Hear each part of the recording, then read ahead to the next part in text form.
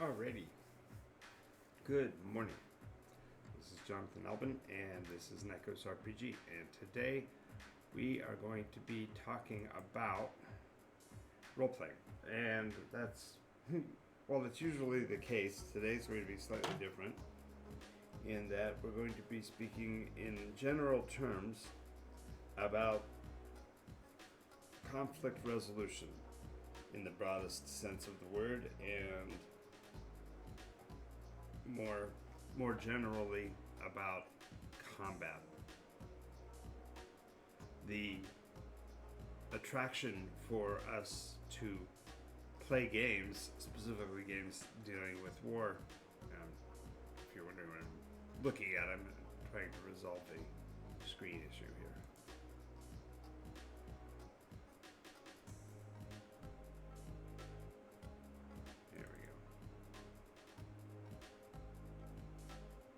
Final step, and alrighty. So the corrected lead-in. Welcome to NycosRPG. I'm Jonathan Albin, and this is a brief history of hit points. We're actually going to be talking about the specifics of military conflict in games, and while it seems to be, well, an obvious thing if you've played any of the rank and file roleplay games that are out there, the concept of hit points and determining injury, fatigue, demoralization. It's not as cut and dried as you might think, but the history itself is rather colorful. So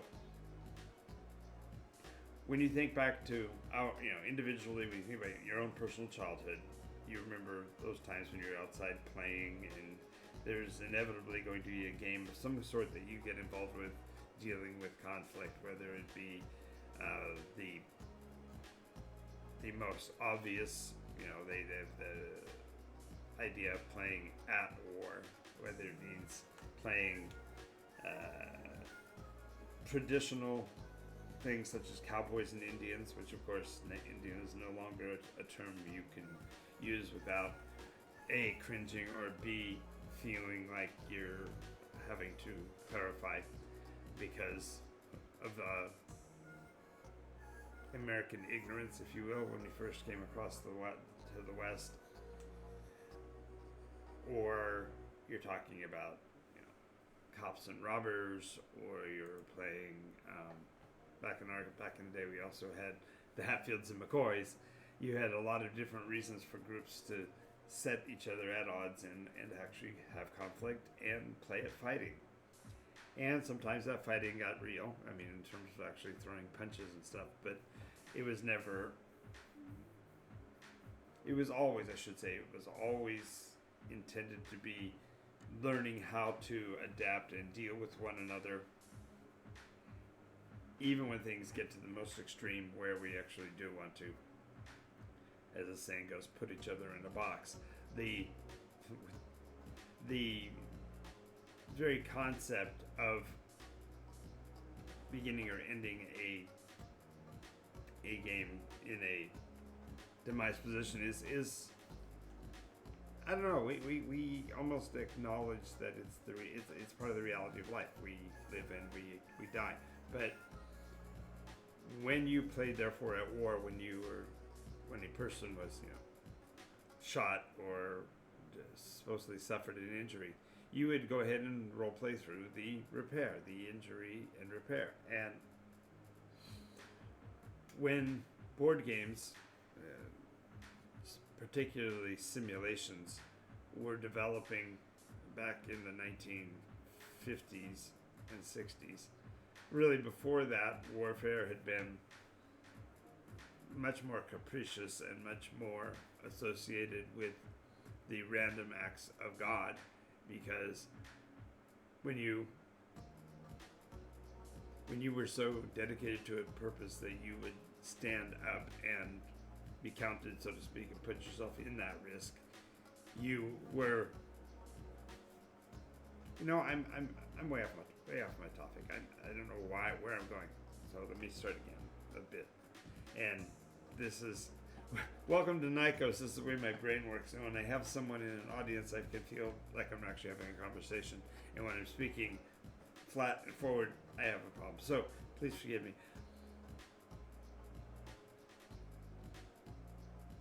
Warfare and simulation goes back as long as we've had war games, and war games fundamentally go back to, or I should say, modern war games go back to Jules Verne and his game of Little Wars.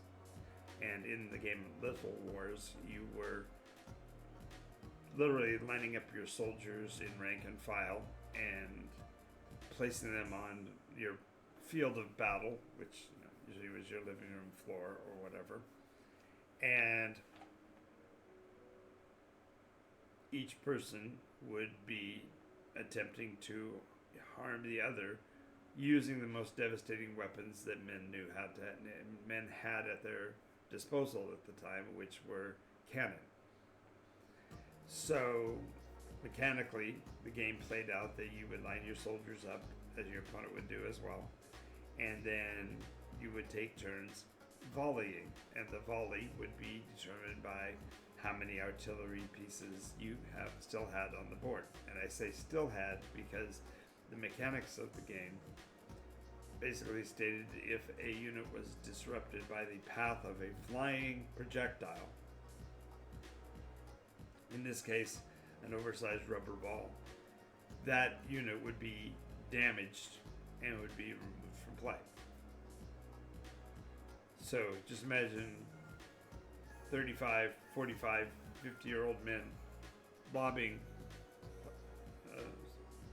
basically rubber balls. I've got it that I can show you as an example. It's not a sphere, but it's actually more to the point than that. And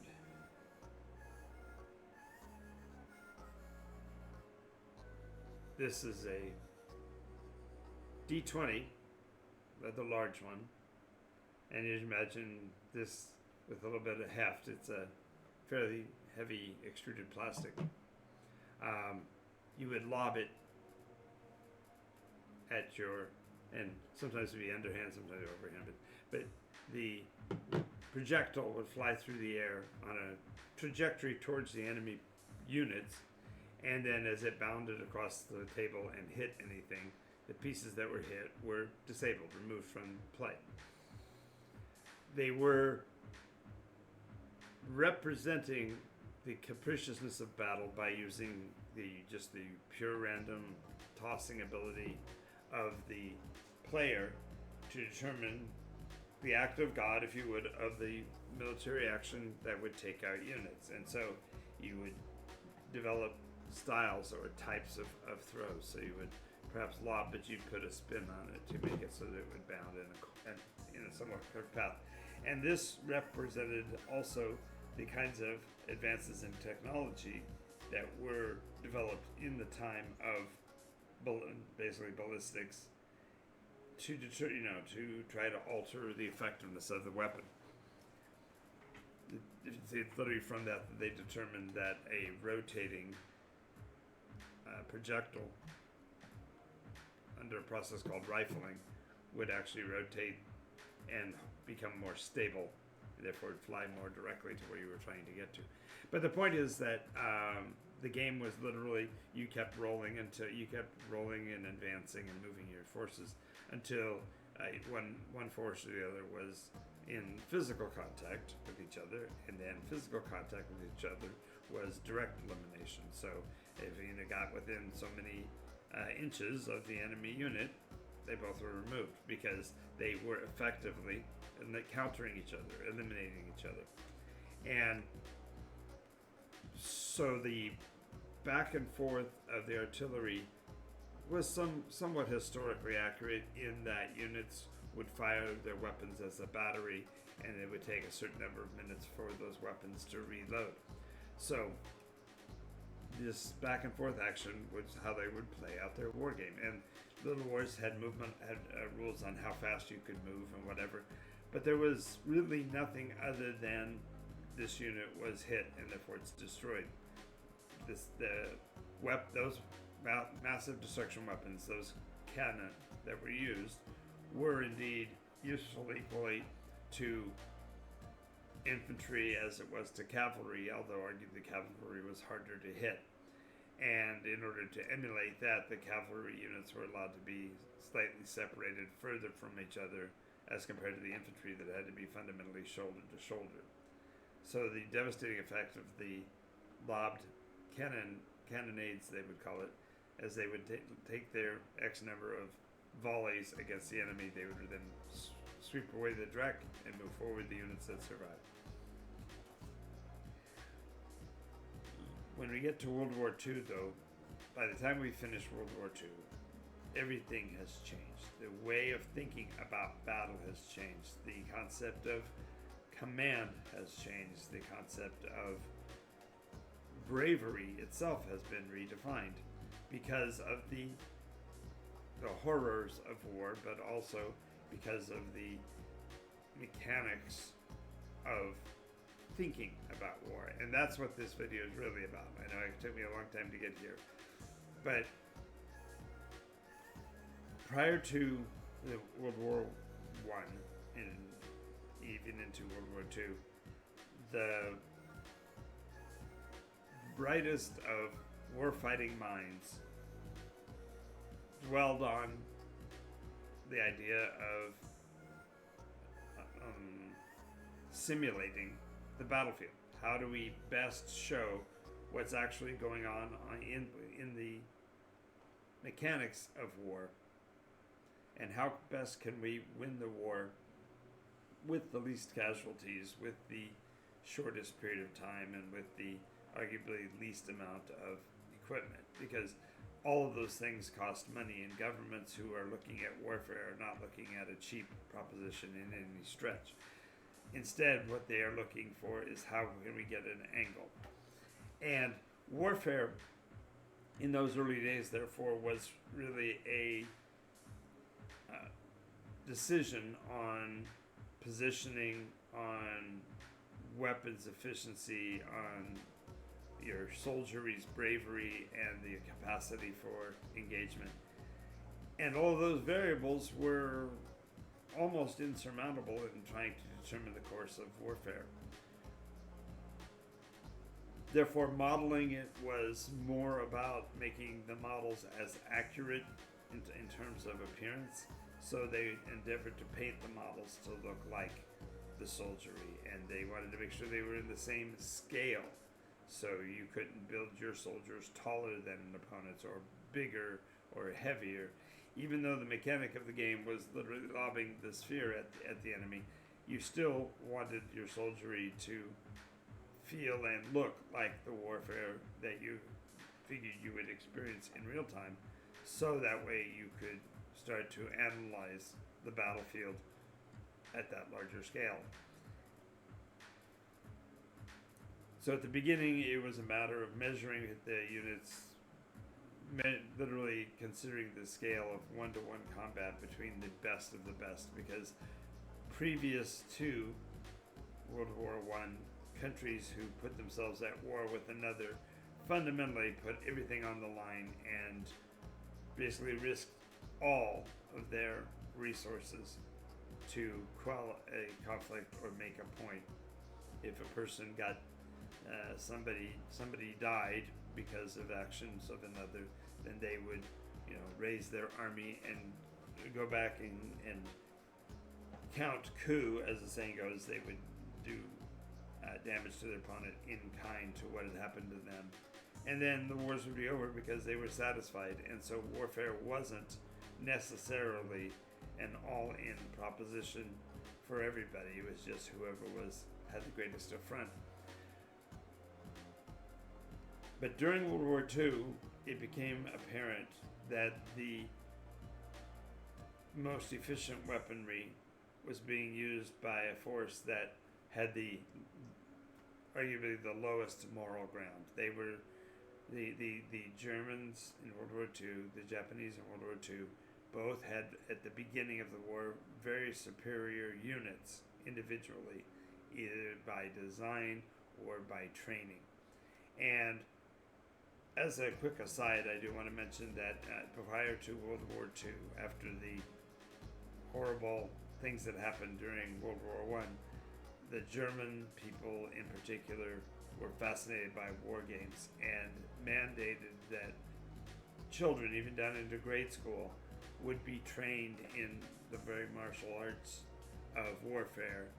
Now, when I say martial arts, I'm not talking hand-to-hand defense. I'm talking about the concept of understanding how wars work in terms of command structure, unit type, distribution, positioning. They studied the great wars of history. They actually looked at the unit components that were there at the battle according to the reports. They looked at the terrain and how that played into the conflict.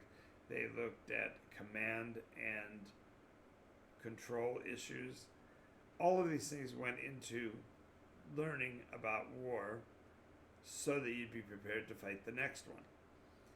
And so war games was an essential part of upbringing and children's training in Germany, in many countries as well, but in particular Germany was all the way down to the street, the lowest level of the infantry, all the way to command. All of them had played war games and were familiar with the great battles of history. With that knowledge, the rest of the world had to figure out a way to defeat them that wasn't going to necessarily depend on superiority, because that was almost in many cases an foretold event. These were going to be, these forces were elites. So the concept, therefore, of war fighting changed during World War II, and it became apparent in real war fighting that we were better off to reduce our opponent's ability to war fight. So, control the access to fuel, control the access to material resources, control the ability to operate manufacturing facilities. We discovered that if we could stop war fighting capability, the opponent would be compelled to retire from the field, so to speak, to quit. And so, in that understanding, the development during that period of time of warfighting led to the concept of battlefield logistics. And even in the history of the United States, the Battle of Gettysburg was decided in part because the South's access to their caissons of ammunition for their artillery pieces was limited, because they had set them so far back to prevent them being taken by the northern forces. And in doing so, that slowing of the refilling of the caissons meant that they couldn't keep the fire as hot and heavy as they would have needed to enact a really successful charge at what's now famously known as Pickett's charge on the third day of Gettysburg. They would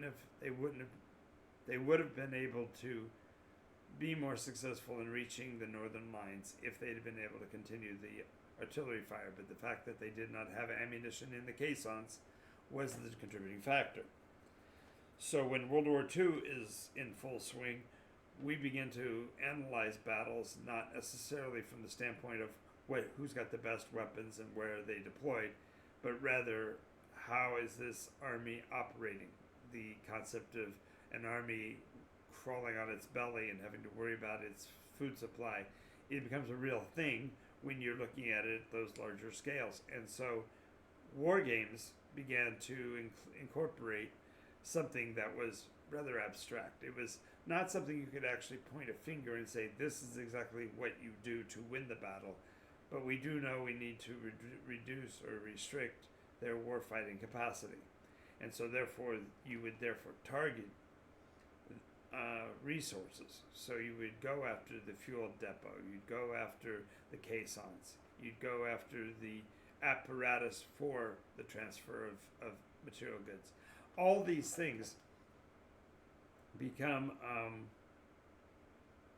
a general pool. It's an abstract factor, but everybody can acknowledge that it really does play its role in the conflict.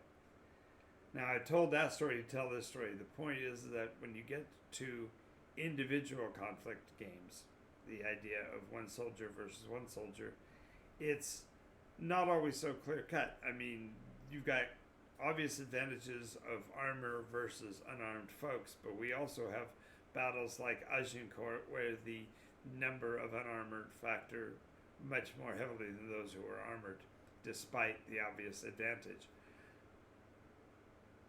So when we're looking at a war game that has to do with an individual soldier, there has to be some way to indicate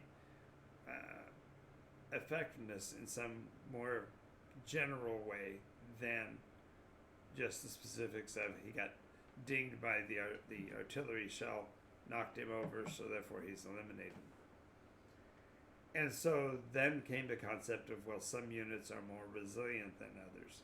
And so therefore, instead of ascribing them a single point to be hit with, they have to be hit with 2 or perhaps even 3.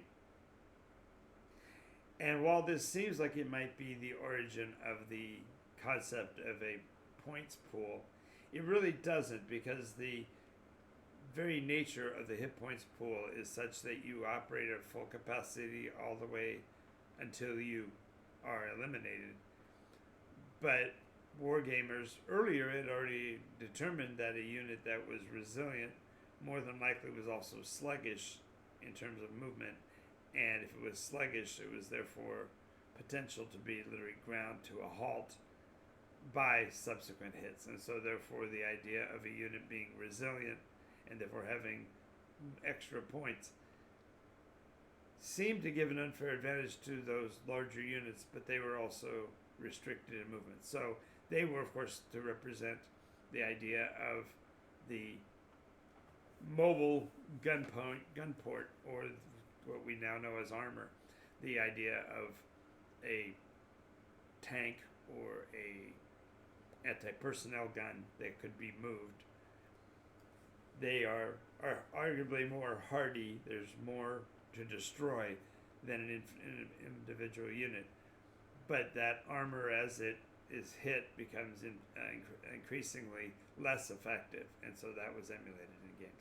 But so that's not the basis of the hit point pool, though, because the hit point pool, we understood that war fighting of that unit would stay completely functional until the logistics pool was exhausted. You literally did enough damage to their infrastructure, if you would, their mechanism for conflict, rather than actually their ability in conflict.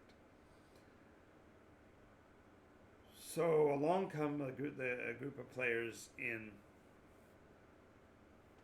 Wisconsin, and they have a war games group, and they meet regularly, and they play not only historic games, but they also play something relatively new to the scene, and that is fantasy games. They take the same ascribed abilities of warfighting that was used for wargaming, but they include specialty units, monsters, if you will, dragons, chimera, Leviathan, and therefore they ascribe points to these monstrosities and have them be able to engage in the same conflict.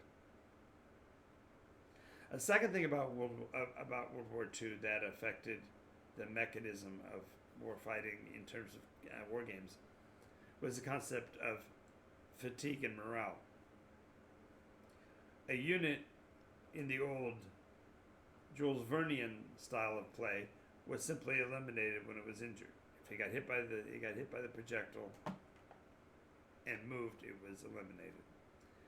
And that was too simplistic for many. They thought, well, certainly a unit that is entrenched along a ridge isn't necessarily going to be eliminated by a cannonball bouncing across their space. They may actually have some other form of resilience. And addition to that, we also have the reports of heroics of certain units who seemed to be able to act even when they were being devastated in terms of physical conflict.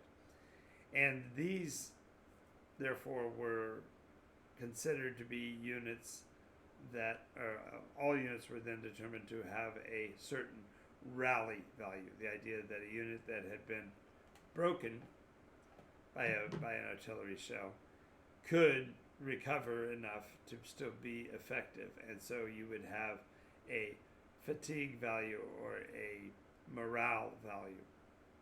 And that morale value would be a die roll that would be required after the projectile had done its damage to determine whether the unit was actually destroyed or only hindered in some fashion.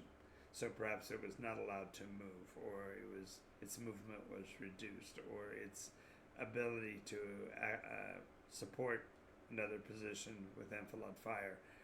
These are all elements of the fatigue / rally factor for a unit. And so the markers in the games, the little tiny pieces that were being used to represent the units, would have numbers on them, and generally be 3 numbers. You'd have a move rate, you'd have a damage rate by weapon, and then finally in the middle you'd have a morale value, and that would be the rally point for that unit, what it would require on the die roll to still hold its ground and be useful. Well, this idea of utility then was carried forward when we were going back to the individual soldiery games. When you're talking about 1v1, a soldier versus a soldier, or a group of soldiers against a smaller, equal group of soldiers or whatever. Now that we're looking at it from the logistics standpoint, you're putting in a arbitrary number, somewhat arbitrary, that has to be overcome by damage before the unit is eliminated. And that elimination would be that it's incapable of any longer protecting itself. And in common parlance, that would be the unit would be killed. So when you ascribe a logistics pool to an individual, a small number seems to make sense. The idea that, the first time I get hit, it's a shock. It may break me, but more than likely won't. If I've been hit 3 or 4 times, suddenly I'm getting tired and I'm wondering whether or not I'm going to be able to continue. 8 or 9 shots against a pool of 10, I'm pretty resolved to folding, so to speak, to getting out of the way or surrendering, because I cannot take anymore without being completely eliminated, and nobody wants to die. So the unit, therefore, would be broken when you reached that terminus. So original role-playing games, Dungeons and Dragons and such, start to form, and they are ascribing to the player this logistics pool, which we think of as the hit points.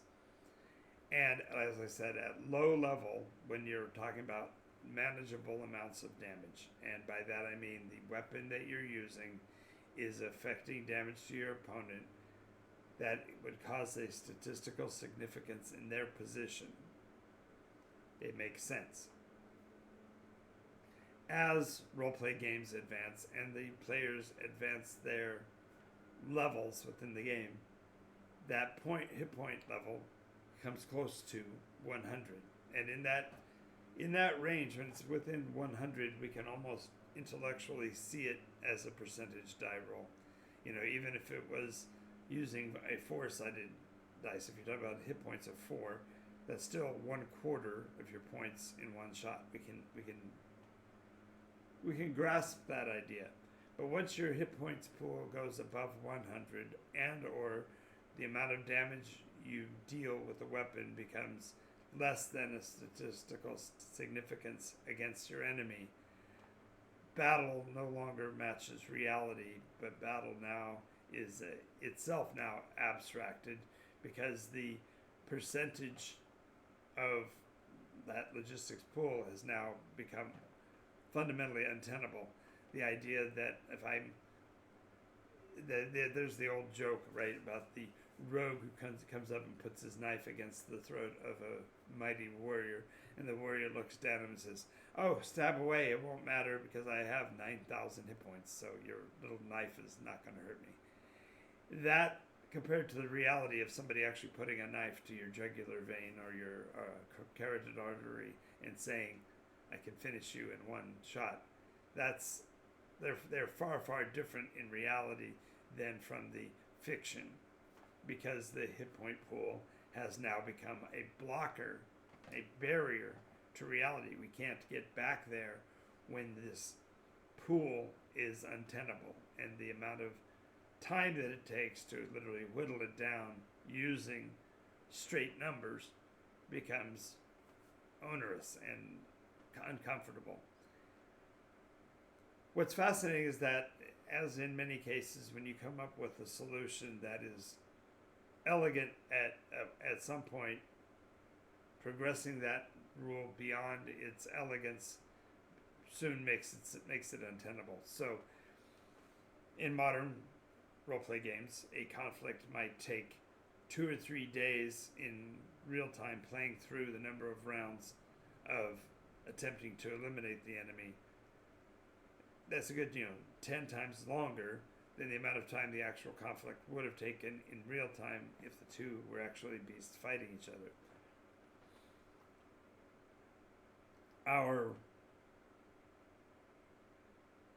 continuance of that process, even into today and even into newly developing properties that are also utilizing this logistics pool concept, has gotten to the point where we have figured out ways to mechanize the damage tracking and everything so that we're not actually looking at it visually anymore.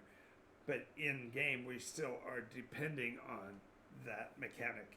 And it's, I guess, the reason why I'm flashing the torch of truth on this particular scene is that the players who are continuing to play in these mechanisms have learned how to, I guess the term today is optimize. To certain people's minds, it would be still the concept of min-maxing, taking the minimal cost and the maximum output. But this means, that weapons that are larger and do deal more damage are preferred over smaller, less damage dealing weapons. And in the throes of an actual battle, that may not be the case. There are, I've mentioned before the Battle of Agincourt in France, definitely demonstrated that a inferior force could eliminate a superior force in the right situation. And that turn on a head can happen in a real story, but when you're talking about playing out in a war game, especially a role-playing game today, it can't be done because the numbers are too artificial. We can't. The persona very rarely finds themselves in any really serious sense of danger because the number of hit points they have is just simply too large for any given enemy to be a threat. And that itself affects the impact of conflict because the person who is engaging in the battle has to look at it from the standpoint of am I at risk? And if I am never at risk, then there is no reason to cease even a poor action. If it's working, keep doing it. So the idea of getting your little hammer and pounding on an enemy, even if you're only doing 1 or 2 points, because your hit points pool is so large or your armor number is so ridiculous that they can't injure you, there's no risk, and therefore even the most mundane action can succeed. And from a role play environment, we have to look at it differently, and that's really when you talk about the reason why the Nycos system has eliminated this hit point pool is simply because it's untenable you don't have the ability to play through so many scenarios that would be, much more surprising and much more interesting, because there's no end to the conflict without the elimination of the enemy. You have to fight literally until their hit points are gone, because they fight with full capacity all the way up to that point. And there are no mechanisms, at least in the essential of role-playing game, to accommodate that. Certainly, there are game masters who have discovered workarounds by, for example, ascribing a certain number of hit points to an appendage so that a big monstrous creature has to worry about whether or not he's going to lose the use of his hand or whatever. But the rank and file, by and large, overstating of it is that the hit point system is 1960s warfighting technology that just has been allowed to continue to grow and to persist, even though it is a less viable mechanism for resolving conflict, and it certainly doesn't take into account the gamut of possibilities that a system like NycosRPG might, for example. Okay, so now I've gone through the brief history of hit points. I told you a little bit about how they came to be. Now the question is, how do we resolve that? Well, in the NycosRPG mechanism, there is no hit point pool. As a matter of fact, all you have is I utilize the concept of a statistical significance. Mathematically, that statistically, that word's so fun. A statistical significance is any action that is equal to roughly 5% of the norm. So if you have an action that is an outlier beyond the norm, if it's 5% more, then that's significant. If it's a lesser number, say 3% or whatever, it's ignorable. It isn't enough of a change to cause take any note of it, because it didn't affect it enough to be significant. It was determined at some point that 5% was that number, and therefore the old 20-sided dice becomes a useful means for tracking the warfighting capability in terms, but it is also a scalar. So as you take significant amounts of these, you lose your abilities. Now, there are games that do accomplish this by slowing the individual as he's taking damage, or reducing his speed of engagement, or reducing his defense. And these are all workarounds that try to keep a hold of the hit point pool. But by eliminating it altogether and just simply saying, we're going to track your position in the battle relative to the other by tracking your relative fatigue levels, you're able to actually observe when the opponent is in danger, or considering retiring from the field, and all of that. But it also allows for the radical differences that can only be discovered in a game like NycosRPG because of the secondary part of the equation, and that is proportionate success. And alas, I'm not going to go into that in this video. I'll take care of that in a subsequent one. But I wanted to get you to kind of comprehend where the hit point pool came from, how that concept developed over time, and why it may not be effective in the modern role-play games environment, because it simply is an abstract that's overstayed its welcome,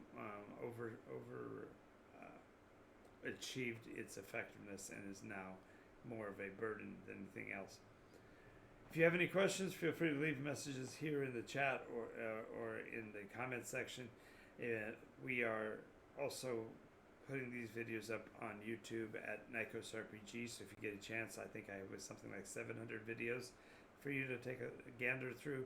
That includes some live stream games from the past, as well as much more about the Nykos world and the campaigns that are going on right now, and a lot more about the history of games. I'm Jonathan Albin. This has been a brief history of hit points here on NycosRPG, and we'll talk to you next time.